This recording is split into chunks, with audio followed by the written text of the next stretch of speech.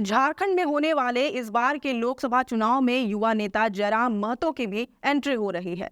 जयराम महतो के आगाज से इस बार पूरा चुनावी समीकरण बदलने वाला है, खासकर गिरिडीह लोकसभा सीट पर, जहां पर कुर्मी वोटर्स अहम भूमिका निभाते हैं। इस सीट पर चुनाव 25 मई को होगा। तो आज हम अपनी खास पेशकश में गिरिडीह लोकसभा सीट के बारे में ही बात करेंगे।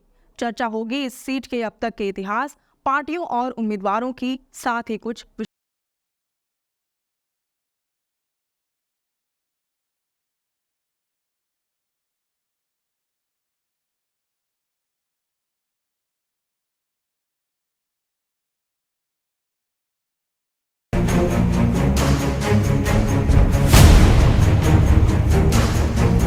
जोहार। आप देख रहे हैं लोकतंत्र 19 की खास पेशकश लोकसभा स्पेशल और मैं हूं आपके साथ अंशु।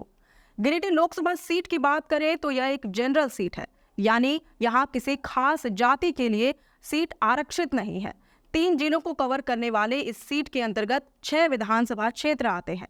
इनमें गिरिडीह और डुमरी के अलावा धनबाद का बाघमारा और टुंडी के साथ साथ बोकारो जिले का बेरमो और गुमिया शामिल है। इन 6 में से 3 सीटों पर झामुमो का कब्जा है, तो वहीं बेरमो सीट पर कांग्रेस काबिज है। इसके अलावा बाघमारा सीट पर भाजपा और गुमिया सीट पर आजसू काबिज है। जाहिर है, लोकसभा के लिहाज से देखें तो इस सीट पर 3 जिलों के वोटरों का मन और मिजाज प्रभाव डालता है। अब थोड़ा फ्लैशबैक पर जाते हैं, इस सीट के इतिहास की बात करते हैं। गिरिडीह लोकसभा सीट का गठन संयुक्त बिहार में 1957 में हुआ। यहाँ देश में हुए दूसरे लोकसभा चुनाव के दौरान पहली बार लोकसभा चुनाव हुआ। तब काजी S.A. मतीन ने छोटा नागपुर संथाल परगना जनता पार्टी से जीत दर्ज की। वहीं 1962 में बटेश्वर सिंह निर्दलीय सांसद बने। 1967 में कांग्रेस के इम्तियाज अहमद और 1971 में चपलेंदु भट्टाचार्य लोकसभा पहुंचे। 1977 में जनता पार्टी के रामदास सिंह ने इस क्षेत्र का प्रतिनिधित्व किया। 1977 के बाद 1980 में फिर से आम चुनाव हुआ और इस बार कांग्रेस ने उम्मीदवार बनाया बिंदेश्वरी दुबे को और उन्होंने कांग्रेस का भरोसा जीत लिया। इसके बाद 1984 में कांग्रेस से ही सरफराज अहमद ने जीत दर्ज की। फिर 1989 के चुनाव के दौरान समीकरण बदला और रामदास सिंह एक बार फिर से बाजी मार दिए। इससे पहले वह साल 1977 में जीत चुके थे। 2 साल बाद यानी कि 1991 में फिर से आम चुनाव हुआ और इस बार झारखंड मुक्ति मोर्चा ने अपना खाता खोला। इस सीट पर तब झामुमो के संस्थापक और झारखंड को अलग राज्य बनाने में महती भूमिका निभाने वाले विनोद बिहारी महतो ने जीत का परचम लहराया। उनका 5 साल का कार्यकाल खत्म होने के बाद साल 1996, 98 और 99 में लगातार 3 बार भाजपा के रविंदर पांडे ने जीत की हैट्रिक लगाई। फिर आया झारखंडियों के लिए सबसे महत्वपूर्ण समय, जब बिहार से अलग होकर झारखंड को एक नई पहचान मिली। साल था 2000 और तारीख थी 15 नवंबर। अलग राज्य के गठन के बाद साल 2004 में यहाँ पहली बार आम चुनाव हुआ। इस साल झारखंड मुक्ति मोर्चा ने फिर से सीट पर कब्जा जमाया। इस बार झामुमो ने टेकलाल महतो को अपना प्रत्याशी उतारा था। इसके बाद जब साल 2009 और 2014 में चुनाव हुआ, तब फिर से लगातार 2 बार रविंदर पांडे ने भाजपा को सीट पर वापसी दिलाई। आखिरकार साल 2019 में चुनाव हुआ था, जब ये सीट आजसू के खाते में गई। तब इस सीट पर पहली बार चंद्रप्रकाश चौधरी ने जीत दर्ज की। एक बार फिर से इस सीट पर सिटिंग सांसद चंद्रप्रकाश चौधरी को ही उम्मीदवार बनाया गया है। चंद्रप्रकाश चौधरी की बात करें तो इस बार उनकी राह मुश्किल नजर आ रही है और इसका कारण है भाजपा कार्यकर्ताओं के बीच पसरी नाराजगी। दावा किया जा रहा है कि इस बार तो पूरे 5 साल तक चंद्रप्रकाश चौधरी गिरिडीह से दूर रहे और अगर कभी जाना हुआ भी तो वह आजसू कार्यकर्ताओं से घिरे रहे, जिसके कारण भाजपा कार्यकर्ताओं के बीच नाराजगी पसरती रही। अब यही नाराजगी सामने आ रही है।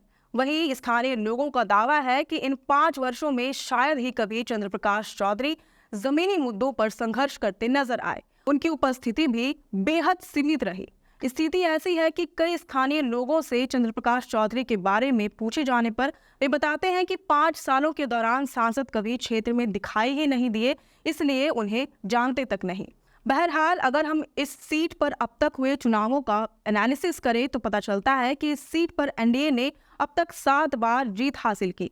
भाजपा के अस्तित्व में आने के बाद इस सीट पर ज्यादातर समय भगवा का ही झंडा लहराया। हालांकि देश भर में कांग्रेस की लहर के समय इस सीट पर कांग्रेस का प्रभाव रहा। 1952 से लेकर 84 तक कुल 5 बार कांग्रेस ने इस सीट पर फतह हासिल की, लेकिन 84 के बाद से एक बार भी कांग्रेस को गिरिडीह सीट पर प्रतिनिधित्व करने का मौका नहीं मिला। वहीं झामुमो को केवल 1991 और 2004 में ही मौका मिल सका। हालांकि हाल के चुनावों में झामुमो के प्रत्याशियों ने अपने विरोधियों को कड़ी शिकस्त दी। जब इस सीट पर टाइगर जगन्नाथ महतो को उतारा गया तब उन्होंने विरोधी दल के उम्मीदवारों को कांटे की टक्कर दी थी। हालांकि फिर भी वह दिल्ली तक पहुंच नहीं बना पाए। इस सीट की खासियत एक ये है कि यहाँ पर एसटी, कुर्मी और मुस्लिम वोटर्स निर्णायक भूमिका में होते हैं। खास तौर से टुंडी, डोरी और बागमारा विधानसभा क्षेत्र में कुर्मी वोटर्स की अहम भूमिका है। एक आंकड़े के मुताबिक गिरिडीह संसदीय सीट पर एसटी मतदाताओं की आबादी 15%, एससी वोटरों की संख्या 11% और मुस्लिम वोटर्स 17% है, जबकि पिछड़ी जातियों में कुर्मी मतदाताओं की आबादी सबसे ज्यादा यानी करीबन 19% है। इस वजह से इस सीट पर ज्यादातर समय कुर्मी वर्सेस कुर्मी का नजारा देखने को मिलता है। लेकिन इन सब के बावजूद यहाँ पर ज्यादातर समय तक ब्राह्मण समाज से आने वाले रविंदर पांडे ही कब्जा जमाते रहे। यहाँ जीत की हैट्रिक केवल रविंदर पांडे ही लगा पाए हैं। कुल मिलाकर वह 5 बार सांसद रहे, जबकि देखा जाए तो गिरिडीह लोकसभा सीट पर उनके अलावा किसी को दोबारा मौका नहीं मिल सका है।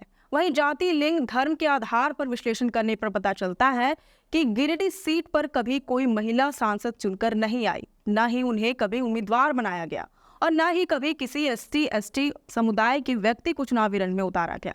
वहीं इस बार इंडिया टीम से गिरिडीह सीट झामुमो की झोली में जाने की बात कही जा रही है।